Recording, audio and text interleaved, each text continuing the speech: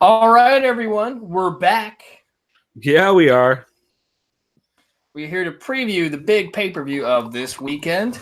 We are recording on a Thursday for those who may or may not be curious about that, and we know what's happened last time we recorded. Just kidding, I'm not going to go there. Anyways, it's UFC 239, Jones versus Santos. This is in Vegas, right? Yeah, It it's in is in Vegas, of Vegas. course, International Fight Week. Yep. A year ago, it was on my birthday, but you know how the calendar works, so my birthday's on Sunday this time. Yep. Anyways, that doesn't fucking matter. What matters is we get going with the beginning of this card. I'm gonna jump right in here. I believe this first card had a last-minute replacement. If I am correct, this is a women's bantamweight bout between Sweden's is it Pani Kianzad? Oh, how dare you, sir? You mean the runner-up in tough heavy hitters and a fighter that should have gotten signed off of that fucking show? It's Panicky and Zod, sir. Panicky and Zod. Pani Kianzad. Well, I'm not getting that wrong again. She's going up against the raging panda Julia Avila. Yep. Women's bantamweight bout. So last time we saw Pani Kianzad. Nope, Panny. Just Panny. Panny, not Pani. No, it's not. It's not a Lil Nas X song. It's just Panny. It's probably because she's Swedish, and I wouldn't think it's just like Panny or something like that. Just direct. She's Swedish by way of Panny. She's Swedish by way of Armenia, I think. Oh, right on. Last time we saw her was Superior Challenge 19, but like you noticed, she should have been signed. She had lost to Macy Chasson, the current featherweight fighter. And bad motherfucker. 20. Yes, very true. New Orleans, stand up. Julia Vila is her opponent. Julia Vila is coming from Invicta, so this is her UFC debut. I'll let you take this one away because I'll be honest, I didn't watch that season of Tough like a degenerate that I am. So it was actually pretty good. That's one. To be fair, I say this about a lot of seasons of Tough, but the fights on that show were very fun. Like Katrina Lenner and Macy Chasson. There was a bunch of solid names on that. So it's kind of frustrating that Panny didn't immediately get into the UFC. Also, I had her going into that last fight with Macy. I thought she was going to take it. She had dominated the entire season. She also, I mean, her history in the sport is fucking gnarly. She's fought everybody. She fought. Here, I'll just start listing off UFC fighters. Lena Landsberg, or either Invicta or UFC fighters. Lena Landsberg, Miliana Dudieva, Jessica Rose Clark, Tanya Evinger, Sarah Kaufman, Katrina Lenner, Macy Chasson. She's fought a lot of big names, and she came up short on a couple of them, but she's been competitive in a lot of those fights, including against people like Sarah Kaufman, who's an absolute beast, and that was for a title. Oh, no doubt. So... or maybe that wasn't for the title. One of those was for the title. The Evinger fight? No, one of them was. Anyway, doesn't matter. She absolutely is game as fuck. She's going up against Julia Avila, who Julia Avila has been looking good in Invicta. Her win over Alexa Connors was solid. She does get a little flat-footed and kind of chain punch her way into exchanges, but she is just scrappy as shit and willing to brawl. I think this fight's going to be super scrappy, a lot of big scrambles and position changes. There's probably going to be a decent amount of work up against the cage, jockeying for position there.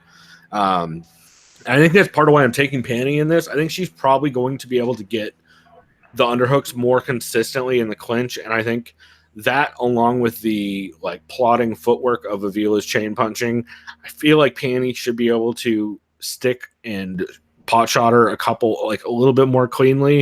And I think she's going to have the scramble advantage in the grappling exchanges.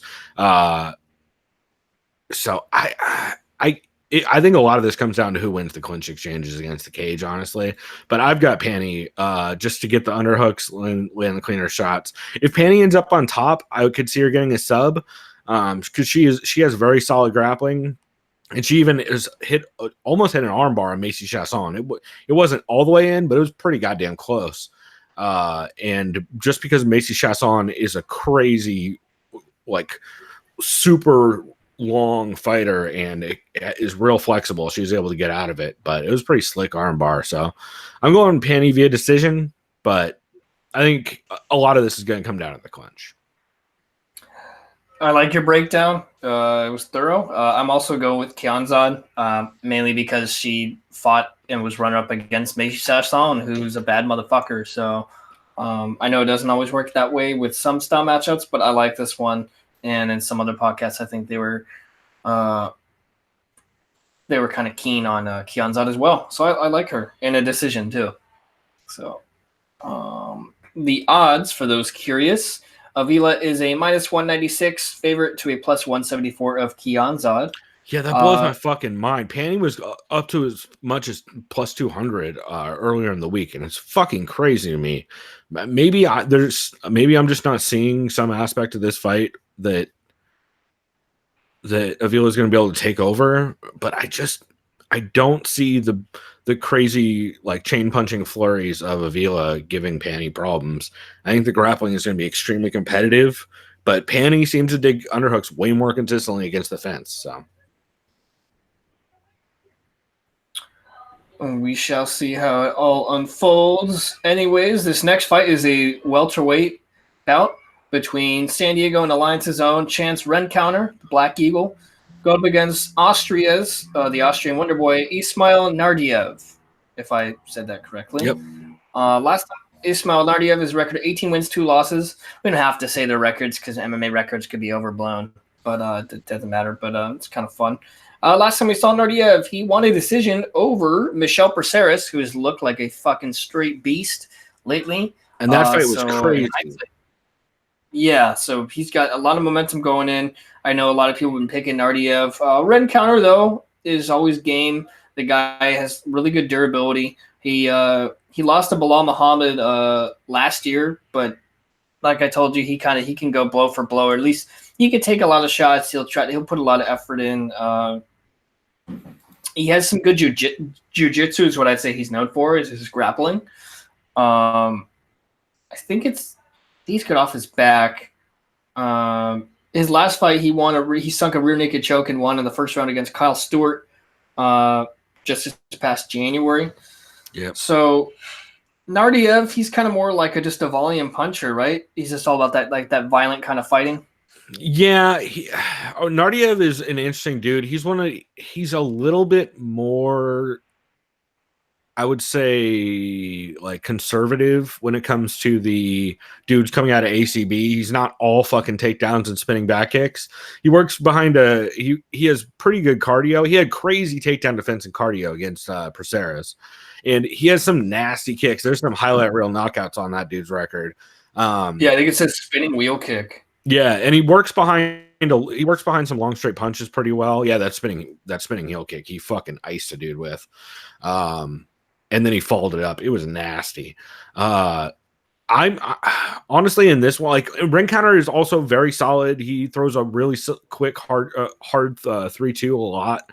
He has some pretty solid wrestling and grappling, as we mentioned. He does eat a lot of leg kicks, but Nardiev doesn't throw a crazy amount of leg kicks, so I don't think that'll be a problem. I have trouble taking Chance Rencounter in this, mostly because I think a lot of it is I think if Rencounter starts getting touched up on the feet, he's going to shoot for takedowns. I think Nardiev is way too good at scrambling, as seen in the Praceres fight. The way he stuffed some of those 100%. Takedowns, where Praceres was all the way in on the hips with his hands locked, and he was still able to stuff like a good portion of those takedowns. And even when he didn't, he was able to work back to his feet fairly well. So I'm leaning Nardiev by decision in this. I think Chance Rencounter is tough. I do think he slows down after the second round, even into the later part of the second round, especially against Bilal Muhammad. Nardiev isn't nearly the pressure boxer or pressure fighter that Bilal Muhammad is, but he will walk dudes down and he will pot shot a bunch. I think that plus Rencounter having some trouble in the scrambles, I think it's going to lead to a pretty long night for Rencounter. So I'm leaning Nardiev via decision. Yeah, I agree with you 100%. Rencounter's tough. I don't doubt his durability. Nardiev is pretty well-rounded, especially even for only being 22 years old at this point. That's crazy. So this guy's still got a bright future ahead of him if he wins this fight and keeps kind of getting those wins together. He might kind of be like a Kevin Lee of some sorts. I can't remember how young Kevin Lee, but I think he was like 21 when he started. It's always good if you're already kind of at this level at that young of an age. But yeah, I like Nardiev by decision as well. And the odds for those curious, Nardiev is a minus 526 to a plus 400. That seems a little wide, but yeah, based on how fucking well Nardiev did in his last fight, I'm not insanely surprised. So this next fight is a middleweight bout between Jack the Hammer guy, Marshmallow guy from Wales. Wow, there's a whole lot of words there that you just said. Yeah, Jack Marshman. Jack the Marsh Hammer Man guy, the Hammer Man guy from Wales. He's going up against your boy Edmund Shabazian. I just call him Shabazz. Edmund Shabazz, coached by the great Edmund Tarverdian. Yeah, Olympic medal winning striking coach. That's right. And famous, infamous Twitter personality. Yep. I'll just say this. Shabazz is going to win this fight by a very violent knockout. Jack Marshman takes way too much damage. Marshman, though, his durability and his chin is fucking bananas. So if there's any way he survives this, it's just via getting brutally destroyed all 3 rounds. Like, I don't want to take anything with Marshman. It was his fight against Carl Roberson, which was like, wow, this guy has probably been in a couple of bar fights. His chin is insane. Yeah, but he ate some fucking shots against that dude. But Shabazz, this kid looks pretty special with his power, especially at middleweight. I like this guy a lot.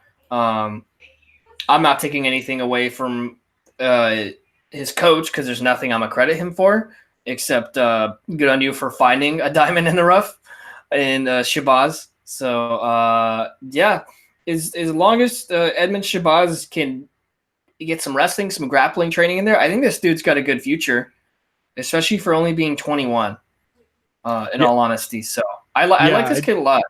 I agree. Regardless of his coach. I agree. He's looked real sharp. His wrestling looked insane in his last fight, which I did not know he had that kind of wrestling coming out of the Contender Series, but man, when you're looking that sharp and you're fighting a dude like Jack Marshman who got double-legged in like the immediate moments of which fight was that? Was it the Roberson fight where he just immediately got double-legged? So all I'll say is a shout out to Lawfitz, you rat bastard, for picking Shabazz right before me. I was very disappointed because I was looking. I'm like, okay, this is one of those. This is going to end pretty badly. Much like my chances in that Mag War League, it's going to end pretty badly considering I fucking forgot the draft time. So the only fighter I actually picked was Paniki and Zad. I think so. Yeah. Yeah, that was. To be fair, I swapped out a bunch, but I need some fucking lucky early finishes to get anywhere close to the top. I think I have 3 fights. Or maybe no, I just have 2. Okay. Yeah, I have George Masvidal and I have Jan Blachowicz. One of those nice. I'm not confident in, and we'll get into that. But anyways, so I've got Edmund as well. I'm going to take Edmund by decision, mostly because Jack Marshman's so goddamn tough. Yeah. I think he's going to be on his back getting pummeled a lot, but he's just tough enough that if Edmund does get a KO, it's going to be an attrition KO towards the end of the fight, I would think. And I think that's what I'll go with. It'll be like 3rd round. I know you're like, why? But that's why it'll be like you said, an attrition KO. So I'm going to go 3rd round TKO for Edmund. I think that's probably smart. The odds on this, Edmund's got to be a big, minus to a plus 432. The wrestling difference in this fight is palpable. Yeah. This next fight is a men's bantamweight bout between Team Alpha Male's Song Yadong, the Terminator, going up against Alejandro Turbo Perez. Last time we saw Alejandro Perez, he lost a decision to Cody Stamen last March. That's when he was really supposed to fight Song Yadong, but I think Yadong had to pull out. Pun intended. Actually, I didn't even really mean that pun, but you know. I guess that worked out, right? Enough I of his see what you fucking did there. jokes. Like, I you see it. bastard. Yeah, he's like, you fucking bastard. Anyways, Yadong, last time we saw it, Vince Morales last November, he wanted. So, yeah, I was impressed by this guy. I remember when he debuted against Barak Kandare, Felipe Aranches. This kid looks, I mean, he's at Alpha Male, so you know he's going to have the wrestling training. He's going to have that guillotine. I'm pretty sure he had good volume. I always get him confused with Keenan Song or Song Kanan, the other Chinese fighter. Yeah, But I know there's a it's couple. Yadong, though, is the one that had like the really high volume, pressure against the cage, fucking let the Yeah, hands fly. he had a banger with Cody Simon also. Cody Stamen. That being said, I Flower like Yadong in this one, but I think it's going you the do. distance. Oh yeah.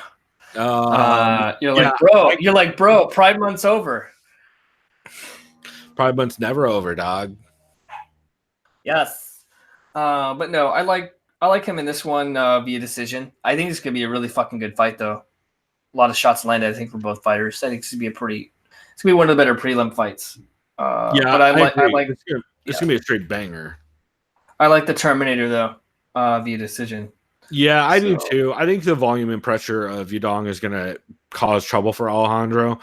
The one thing to keep an eye on is Alejandro's leg kicks are very solid, and Song Yadong sits very hard on his front leg.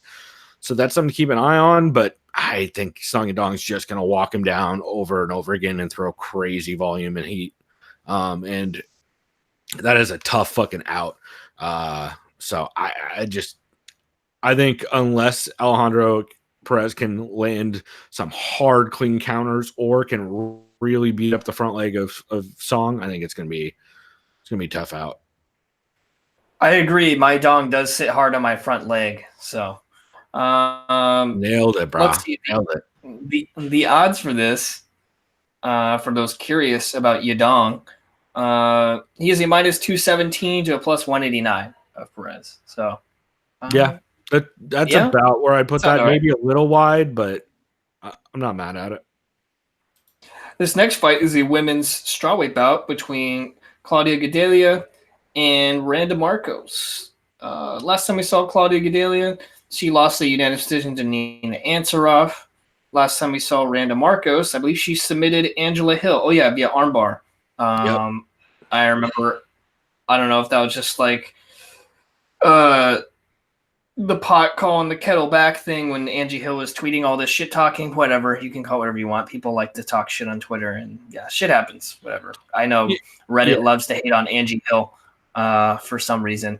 I don't get it. Angie Hill's great. But it was an interesting fight for sure. On rewatch, it was much. Angie was doing a lot of the right things on the ground. It's just Randa Marcos was very, very solid on top and was really good at countering and anticipating a lot of what Angie was looking for. Angie, she didn't do like on rewatch, because when I first watched that fight, I remember it being, Angie punched her way into the clinch, got stuck there, got taken down, and got armbarred. It was way more competitive and back and forth up until the last like bit of the grappling exchange, where Randa Marcos was just able to systematically pass and shut down Angie Hill's advances on the ground. So it was more competitive than I remember it being. And that's one thing about Randa Marcos that I noticed on the rewatch is she is kind of a front runner. She looks real good in the first round and then looks real questionable in the second round. And then sometimes she comes back in the third. Sometimes she fades pretty hard and just basically moves at like a lot of slow pulls where her hair is flopping all over the place away from strikes.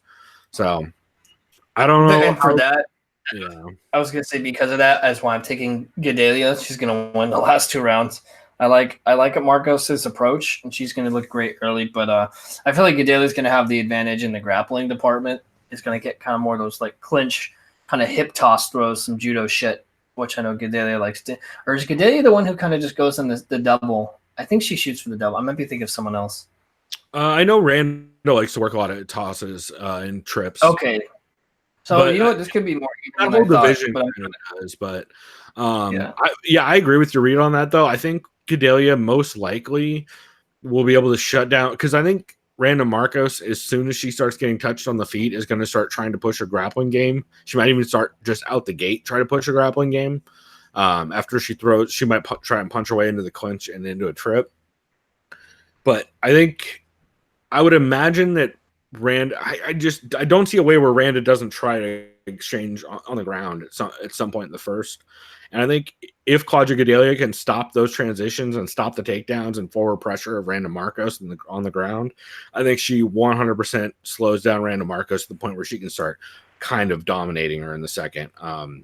Especially if Claudia is able to stuff takedowns and get on top. I think Randa Marcos will have a fucking tough time with somebody like Claudia Gadelia on top of her because Nina, like,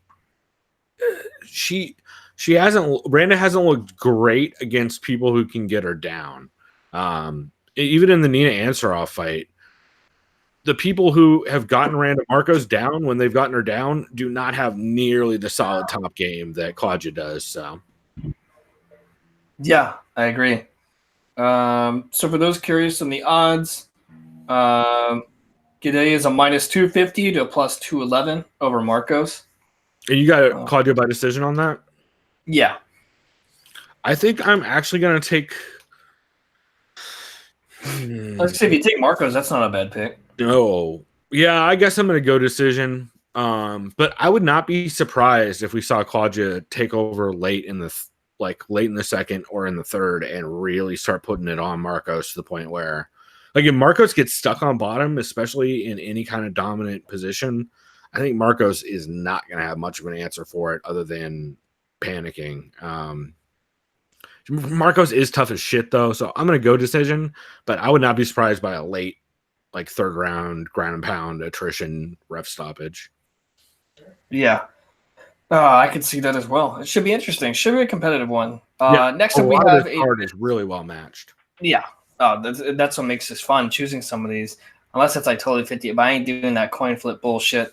This next one, though, however, is Marlon Chito Vera. He was originally he was bouted against Sugar Sean O'Malley when O'Malley got flagged by USADA again, I think for Osterine, which I don't know if that's conditioning. I can't remember what Osterine's for.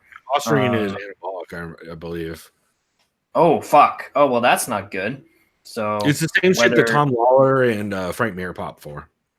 Or I know Tom Lawler. I think Frank Mir. So unless he can claim tainted supplement, that's not looking good for O'Malley, at least for his reputation. But we'll see how that goes. Good luck to him, is all I'll say. Marlon Chito Vera, however, is now facing American fighter Noeline Hernandez. Sorry, I probably don't know how to say your name right, but I'm just going to guess. This is Hernandez's UFC debut. I have no tape study on this guy. Wow, he fought someone named Josh San Diego at both one. That's a pretty interesting name. Josh San Diego is a name that's in Bellator for a while. It's a fucking solid name.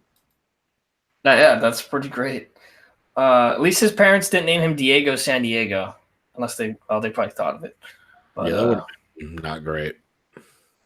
Anyways, I'm leaning towards Marlon Chito Vera here. No disrespect to Hernandez, his opponent. I just can't confidently pick if I haven't seen him fight.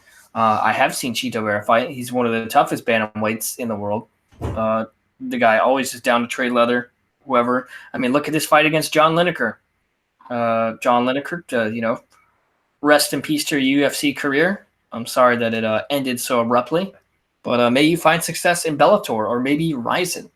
Ryzen would be dope. Yeah, Ryzen would be super dope. Anyways, I got Chito Vera. I'm going to go decision. I don't know if you have any more input on Hernandez. Mostly just that Hernandez is out of AKA, and from what I've seen, wow, okay. Yeah, and from what I've seen, his game is mostly built around a pressure boxing game, like a pressure counter boxing. I would say almost Diaz-esque, but not really. It's not as trying to. He's not trying to draw people in nearly as much as Diaz does with all the weird hand motions and feints, but he does do a good job of throwing different timing and just kind of constantly being in that range and throwing enough feints to where you're trying to get your opponent to bite you, then you can counter and you're just walking him down while you do it and keeping the right range. He seems very good at it. I just don't think that kind of game is going to work well against a guy like Chito Vera. Chito Vera is very fast and super powerful, and this is real late notice. And Nolan just hasn't fought nearly the competition that Chito has. And so I got to take – I mean, he's fought in very good organizations, LFA, Bellator, Tachi Palace. It's hard for me to pick anybody but Chito Vera in this fight. Cheeto's just looked very sharp. I was thinking about taking Cheeto over Sugar Sean. I wasn't sure, but I was thinking about it. And I got Cheeto in this one probably via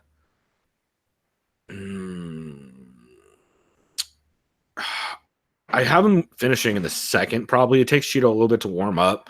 I'm not sure whether it's going to be via I think it'll probably be club and sub. So I guess I'm going sub in the second for Cheeto. I like that call. I'm gonna go. I'm gonna go sub too. You said this guy's a boxer, so I don't know if he's gonna really try to box. He's with AKA. Boxer, but yeah. Yeah, I'll just go Cheeto sub. Fuck it. I don't mean to parrot your pick, but that's all I'll do for this one. That works.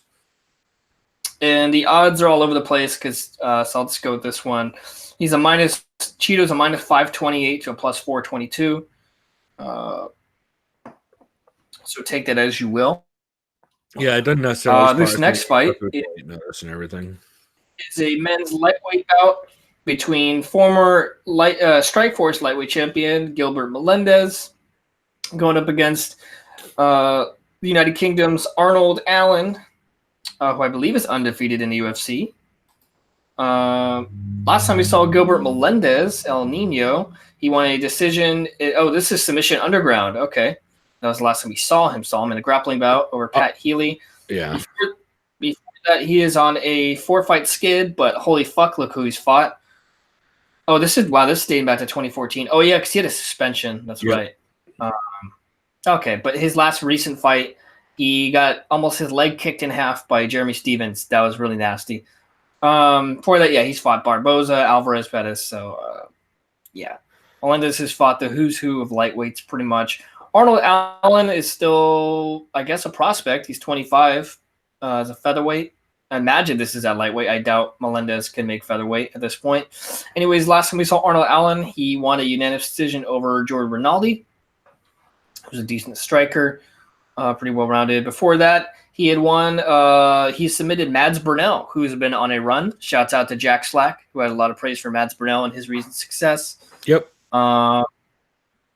Yeah, another podcast I listened to, it was Lamath MMA, and the co-host, the Dutch guy, Big Marcel, he's taking Melendez in this. I'm not, however. I'm kind of more keen on the young up-and-coming fighter, Arnold Allen. I like what I've seen in his repertoire.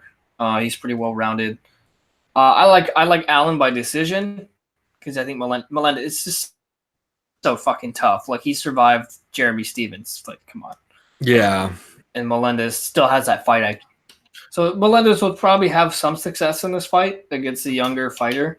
But Allen right now is just kind of on he's got that momentum going. And unfortunately, Melendez just he's just not in his prime. It's not as sharp as he can be. His body isn't as sharp as his mind, is what I'd say. So, and unfortunately, when your age catches up to you, that's what tends to happen. So that's kind of my read on this too. Unfortunately, I just can't take Gilbert Melendez based on the fact that he hasn't won a fight since the Diego Sanchez fight in 2013, where he fucked up Diego a lot, but Diego also dropped and rocked him in that fight. And that was 6 years ago. And between the time off and his reaction time in the Jeremy Stevens fight is way slower than it used to be. That was something I picked up on watching tape studies. His reaction time to some of the shots, I feel like a younger Gilbert Melendez would have seen him coming a little better, and he's just slow enough in his reactions that I think a dude like Arnold Allen, who can kind of mix it up a little bit everywhere and who is just going to make it kind of tough and kind of just fight his own fight, I think that could be trouble for Gilbert Melendez. I would not at all be surprised if Gilbert Melendez comes out here and just smokes him, especially on the ground. It's just hard for me to take Gilbert Melendez at this point. I want Gilbert Melendez to win. I'm a big Gilbert Melendez fan, but I got to take Arnold Allen by decision. Yeah, I'm going decision as well. Like I stated, Melendez is tough as they come. For sure. The odds on this, Allen's a minus 345 to plus 272 of Melendez. Speaking of Diego Sanchez, he's on this card. He's fighting at welterweight against Michael Chiesa. Man. And this fight's interesting to me.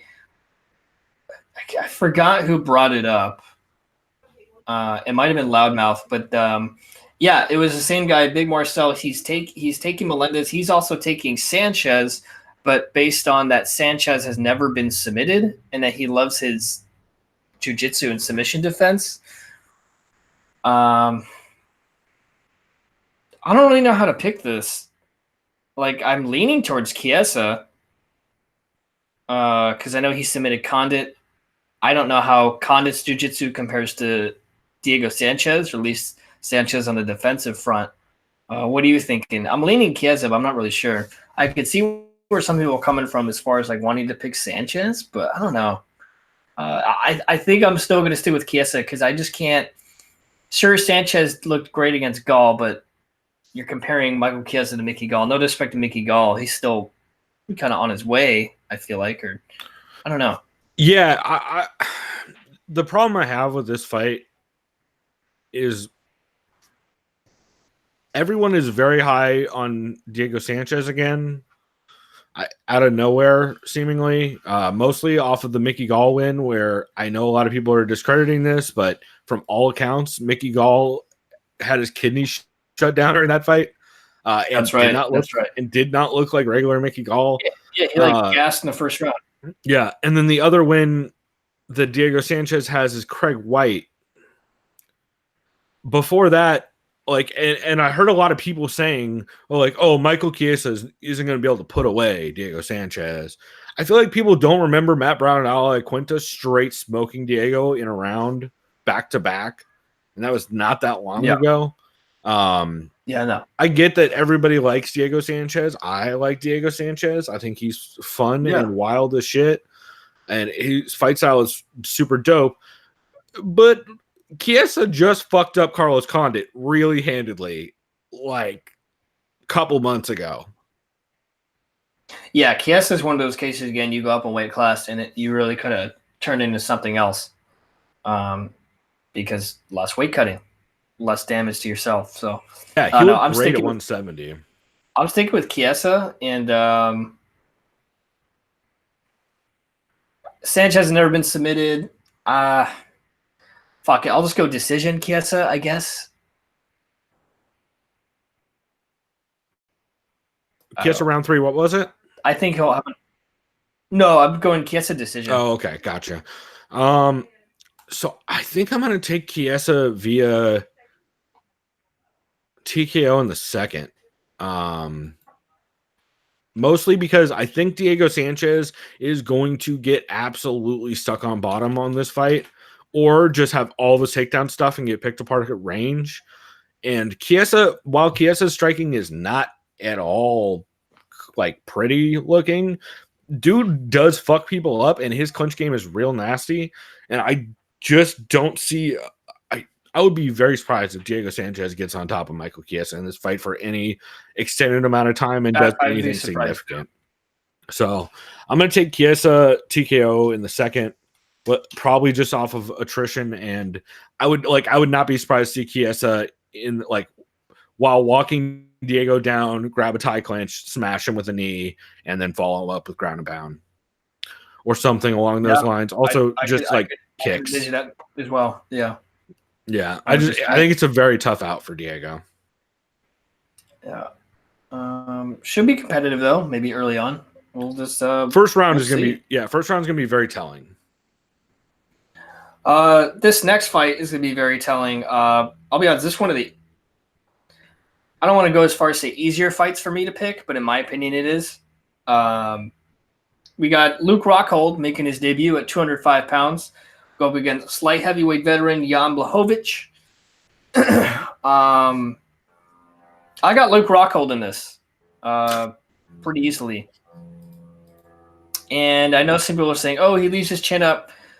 Yeah, sure. Absolutely. I get all that, but he's not cutting all that extra weight. He probably is saving about 15 pounds of cutting. Historically, we've seen time and time again, when you go up in weight, you get stronger. Your durability, like literally, like this isn't the 185 Rockhold we're going to be seeing against a big Jan Blachowicz, you know. And my issue with Blachowicz, yes, his bread and butter is like his grappling, and you know he has good top control. But dude, you're going up against Luke Rockhold, who has amazing transitions, has some of the best top ground and pound in the whole roster, really. As far as look what he did to fucking Chris Weidman. Luke Rockhold, yeah, is he going to leave his chin up? I don't fucking know. I'm sure he was with Henry Hoof, which ironically, please tell him how to keep it, at least get a better guard when standing. That's not my point. My point is Blachowicz's best chance is to just keep nailing Rockhold with that jab that he has. He's a great jab, great forward pressure jab. However, if he goes for anything other than a jab, he leaves his chin wide the fuck open, especially when he goes for like that counter. I think it's his left hook is what he tries to do. And I could see Rockhold kicking him right in the fucking face, or doing some quick, like a question mark kick or some shit. Also, just telegraphing that. The Santos fight where he opened with a fucking, I think it was like a lead uppercut, a right hook where he left his chin square in the air, and then a left hook, and he just got melted by Santos. Yeah. So I have Rockhold. I would say TKO. I'm going submission. I think he's going to get a guillotine. He's going to drop him.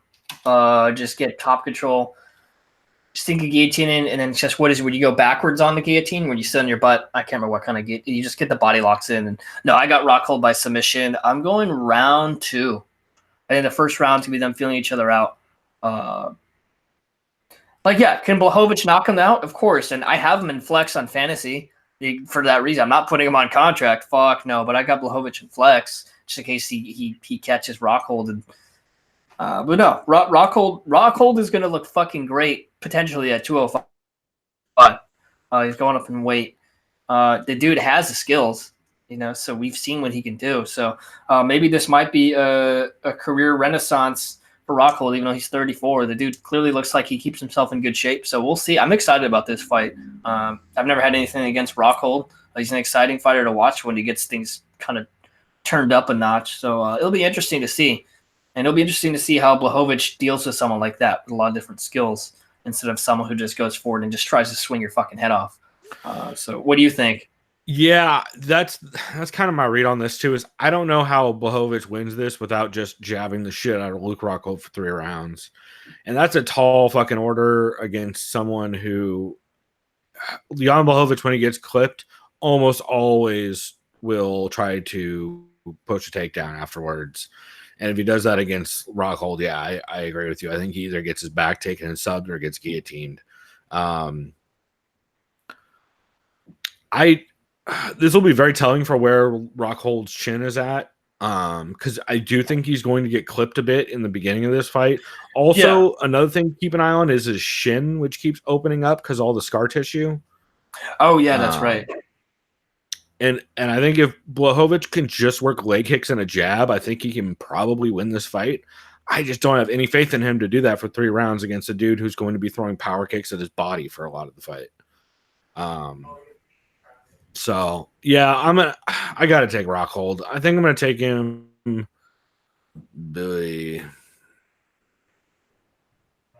I guess I'm gonna go TKO second. TKO second.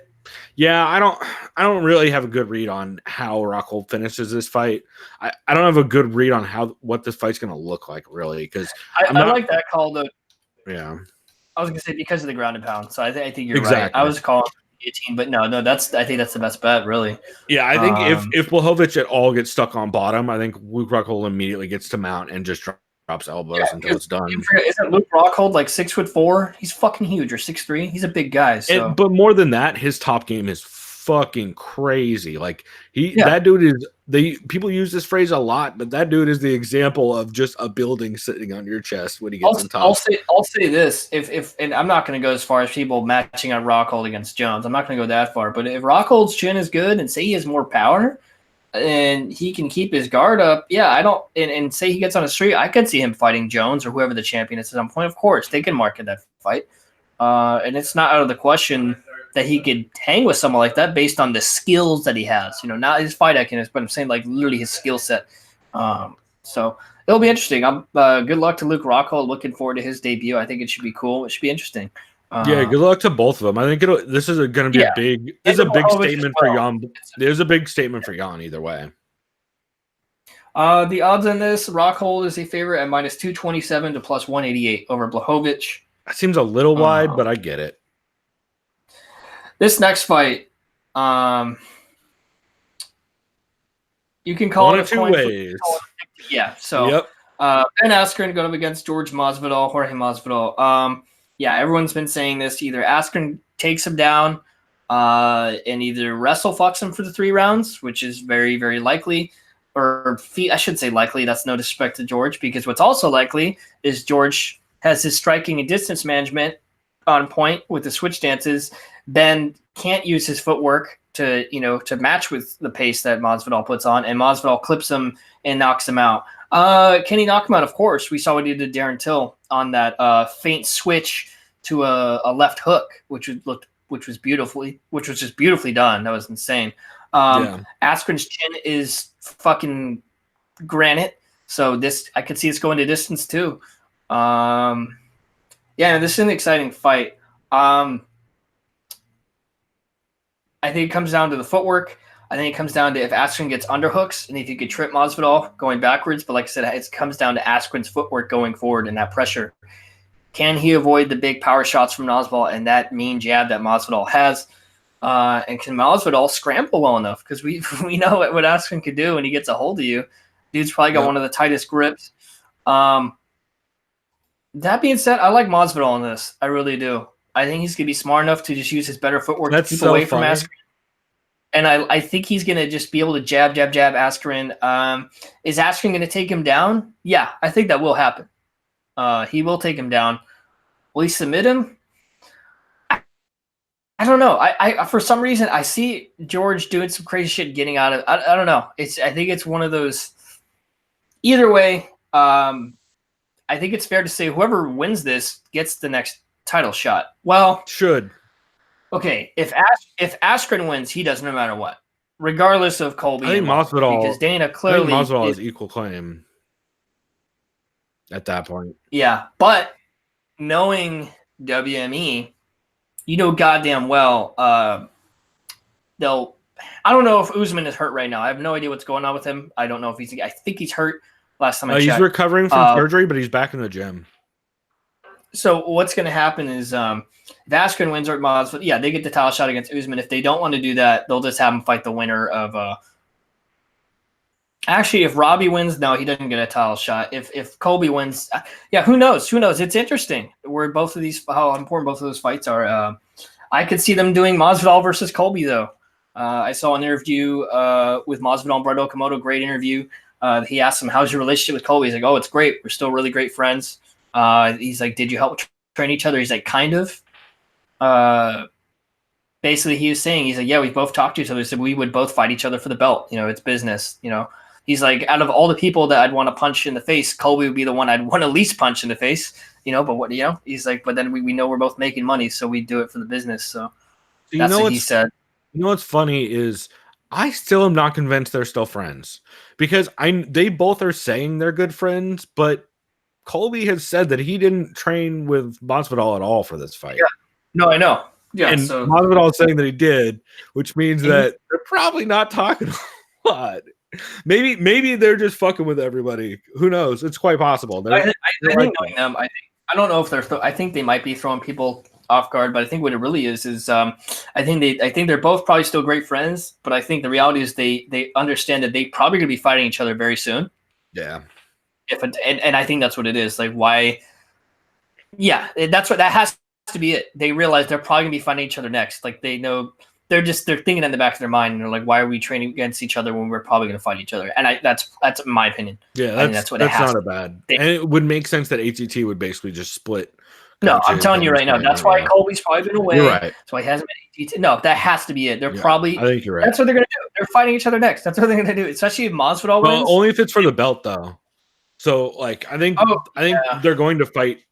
So one of them will fight for the belt, and then if one of them wins, I think that fight is inevitable, no matter what. Those two will fight. So, one of them will have the belt, or maybe not. Maybe it was. Who knows? Maybe Usman. Yeah, you know what I'm saying though. I think no matter what.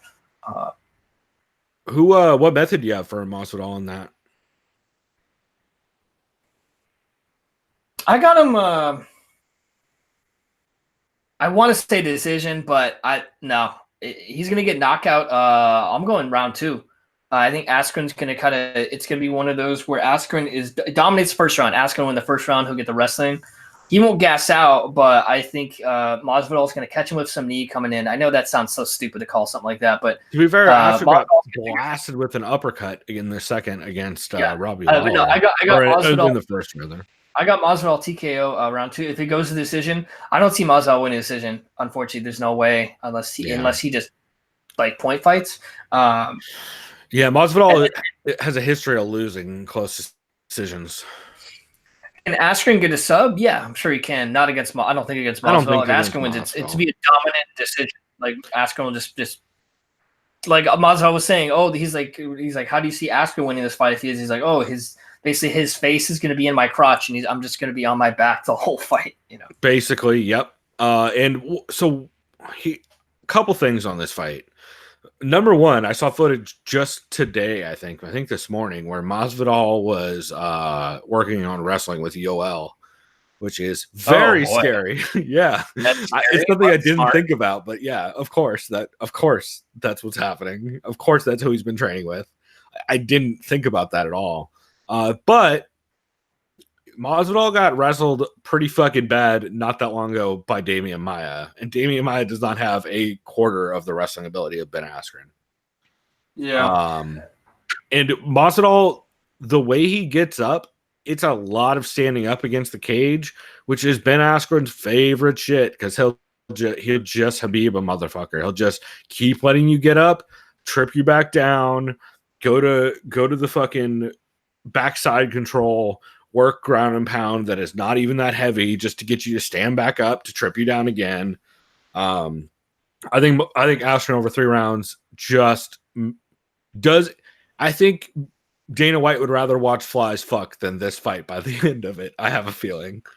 I'm a big fan of. And I think it's hilarious, as I mentioned earlier, that I'm taking Askren and you're taking Masvidal, because I'm pretty sure in our Magwar League, I have Masvidal and you have Askren.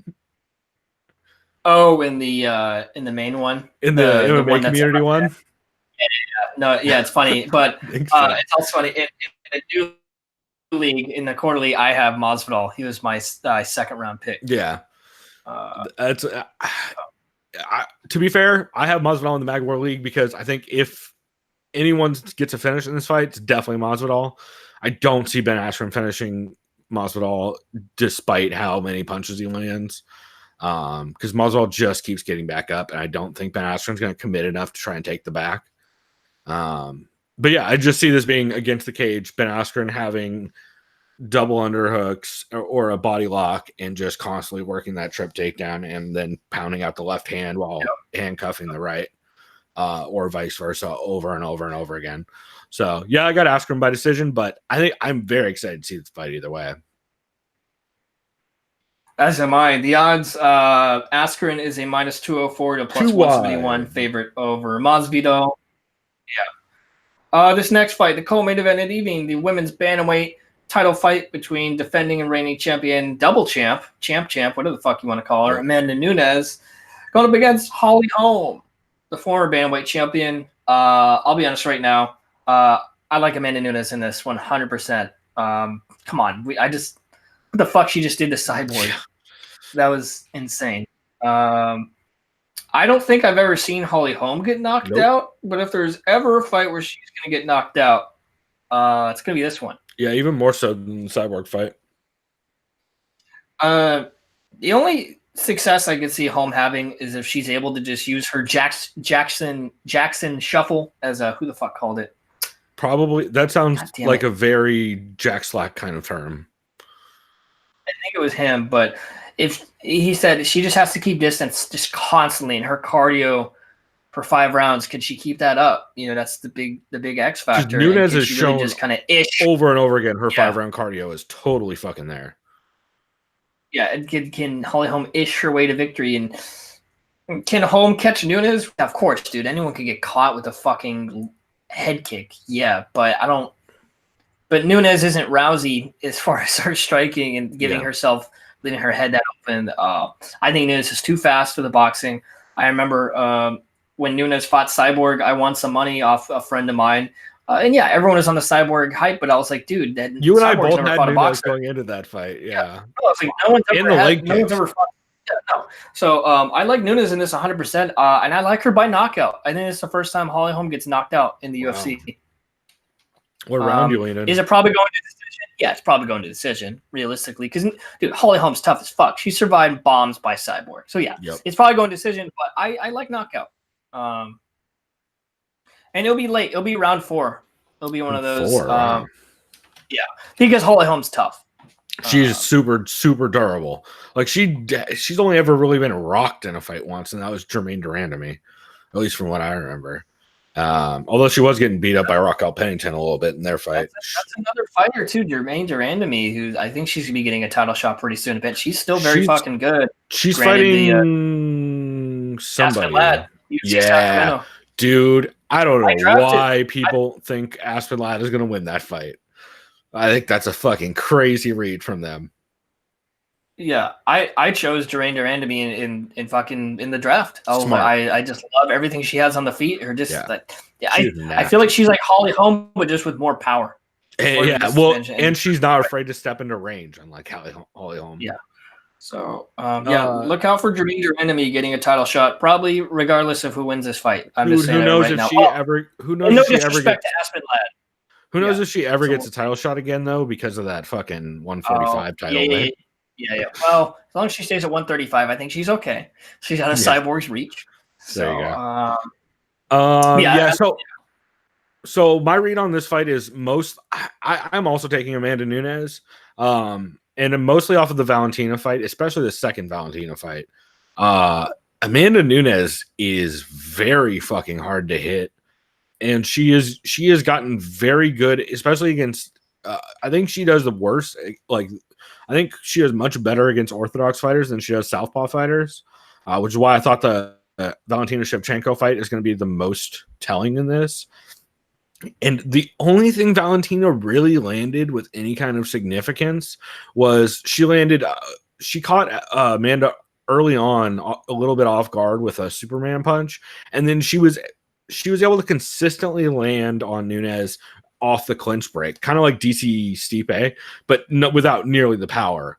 And that is the two places I think Holly Holm can win this fight is with a big shot off of a clinch break, where they both step in. Amanda steps in, they both throw 2 shots. Amanda goes to push off, and if Holly throws anything significant there, I think she can definitely catch Amanda. Amanda has a hell of a chin though, and she's very durable.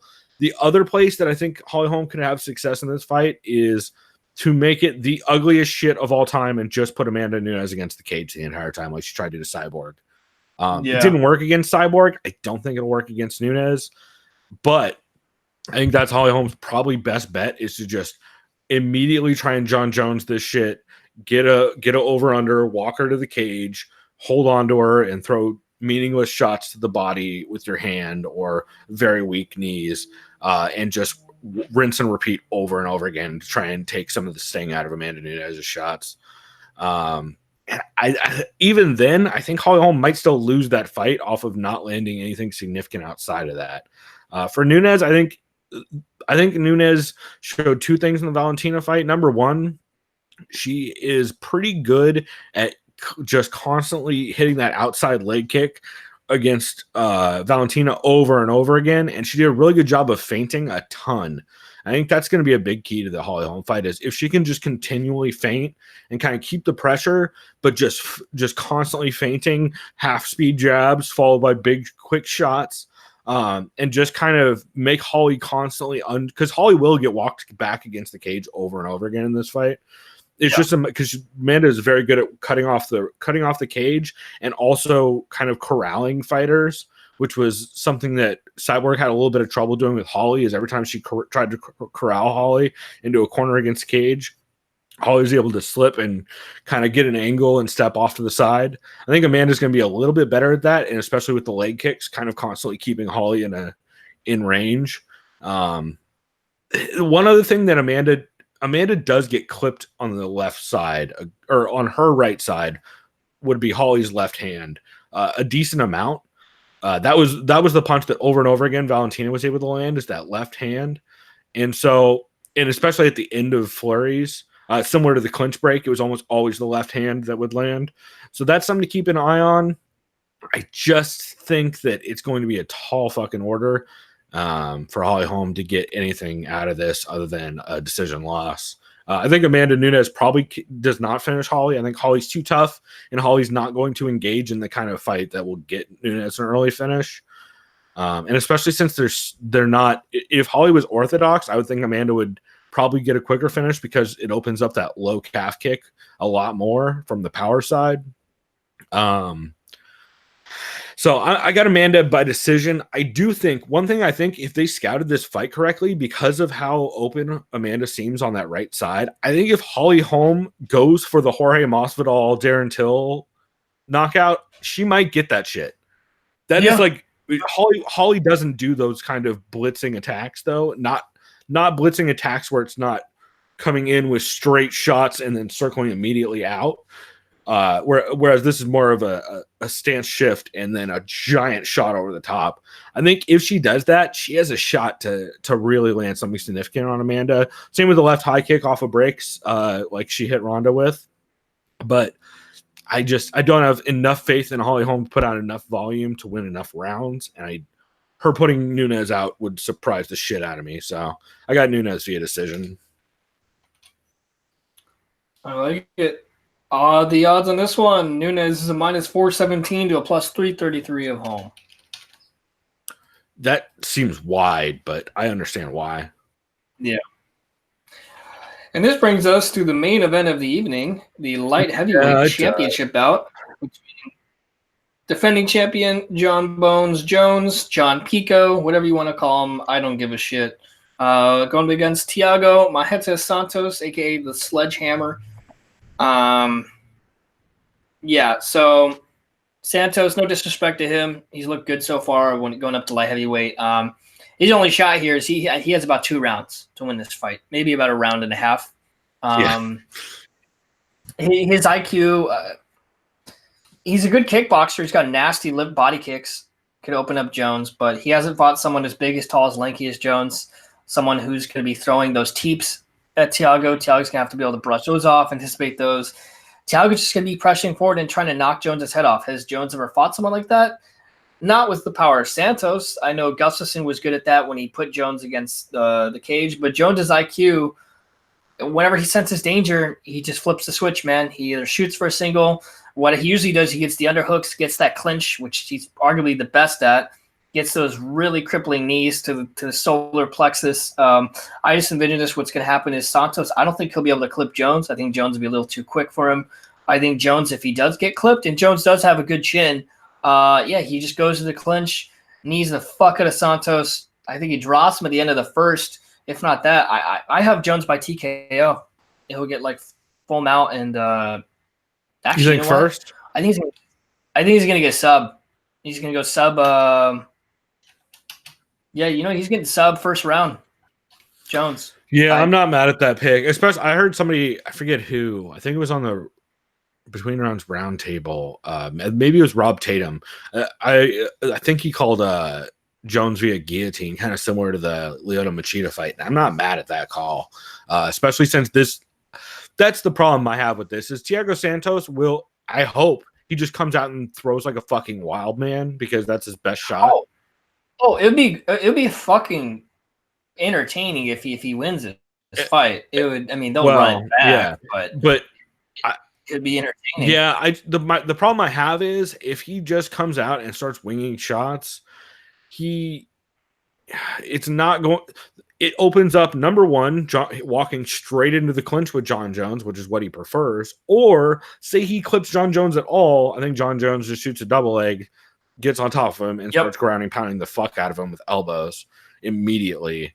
So I think Jon is going to just kind of wait out Thiago Santos for a lot of the first round. I think he's just not going to do shit but stay way outside of range and throw a bunch of oblique kicks to the leg. I think it's just going to be a lot of fucking eye pokes and oblique kicks to the knee for the first round. Well, yeah, because remember, he doesn't get called for eye pokes or knees to the balls. So actually, anticipate those, everyone. Anticipate him. He's not Czech Congo, but yes, he will eye poke the shit out of a motherfucker. And I think in the second round, I think as soon as Thiago at all steps into range, I think Jon Jones just puts him on his ass and ground and pounds him. Yeah. I'll just say this: if Santos wins and it's because it's too much volume for Jones and he knocks him out cold, that's not going to be a blueprint necessarily. It's mostly going to be fighters that have knockout powder coming up. Like, and no disrespect to Dominic Reyes, I don't think he has a skill set yet to do that. Nor does like a Johnny Walker, or even an Alexander Rakic. But those guys all possess that more so Rakic and Walker, and that they would have that ability to catch Jones. But that remains to be seen. If Santos can catch him with some shit, why can't Johnny Walker with his crazy knee? And Johnny Walker poses a problem stylistically as far as his size and length. He's very similarly built to Jon Jones. He's taller than him. He's just as lanky. So we'll see. But then again, Johnny Walker still got a ways to go, as does Rakic and Reyes. Sure. But knowing that light heavyweight division, probably not. They probably only got a fight or two left before they fight the winner of this fight. I agree, man. So this should be it for me. Yeah, that's it for me too. I'll tell you the odds real quick. Oh yeah. How big a favorite is Jon Jones? For those curious, 700? Almost. A minus 667 to a plus 467. Yeah. Cool, man. Well, I guess we will go ahead and wrap this here. One thing to note is since we're recording this on Thursday, 100%. At least one fighter misses weight and one fighter gets injured and has to pull out, or Jon Jones fucks something up and they move the entire card. We are fucking cursed this event, Chris, and everyone gets to blame us when this shit goes bad, because this is why we stopped recording on Thursdays, is because this would happen every goddamn time. So watch out for that problem. I'll quote McGregor in that I truly believe superstitions are for the weak-minded. It's more or less just called correlation. That's what that's called. But sure. We're about to correlate some weight misses on this fucking show, I have a feeling. But we will see how it goes. I'm mostly joking, but we'll see. But anyway, next week, what card do we have next week? Do you know? Here, I can figure this out. See. Looks like Hollow. No, that's not it. That's 3 weeks from now. It's not showing up, so I don't know. Here. It is. Oh, Jermaine Durand versus Aspen Ladd. Perfect. We already fucking broke down. Oh, cool. Yeah. So that'll be a fun one. That one's in Oh, that's the Sacramento card with Uriah Faber's return, where he's gonna get melted, or actually he's gonna get choked out by Ricky Simone. His unfortunate return. Yeah, his unfortunate return. Ricky Simone about to make me some fantasy points in our one of our leagues. So true that. Cool, man. We will go ahead and wrap this here. As always, you guys can always follow us, TSOV Pod, on Twitter. Subscribe on iTunes. Give us a review and a 5-star rating if you can. That helps us in the algorithms, evidently. I don't know. Subscribe on YouTube. Yeah, hopefully. What's up? I would say for all you new listeners, courtesy, because you probably heard the shout out from Sean Sheehan. Thank you. Oh, yeah. Cool. Yeah. Thank you to him. Good to hear y'all. And video. Yeah, and So as always, if you guys have any suggestions for podcasts that we're sleeping on, please hit us up on Twitter or send us an email, sovpod@gmail.com. Let us know what shows we should check out, because there's always new shows that we haven't even gotten to. So we're always looking for that kind of input. But yeah, follow us on or subscribe on YouTube and give us a like on there. If you hit the notification bell, it'll tell you when we're going live, since our live recording schedule has gotten kind of crazy in the last couple of weeks, since we're still ironing out that schedule after we have some stuff going on. So anyway, we will be back next week, but I hope everybody has a fun 4th of July. Go drink something dope. I've got some Japanese Suntory Toki whiskey I'm going to be sipping on. I think I also picked up some of the apple pie moonshine from Old Smoky that I'm going to be drinking. And then I got some burrs and stuff, so I'm pretty stoked about that. I was going to say, when you say apple pie moonshine, is it like that one brand in the mason jar, or is it that Stillhouse shit? And no, like it's the Old Smoky mason jar one that's really good. Okay. Yeah, because you've seen that Stillhouse stuff, right? That's it's like in the those fucking red gas turpentine can cans. stuff. Yeah. That's G Easy apparently is like the head of that or product. I don't know of all people, which is interesting. Reputable. I know. Yeah. So there's that. Cool, man. Well, everybody go have fun 4th of July, and we'll be back next week. Until next time, everybody, go do something decadent. We out. Hey!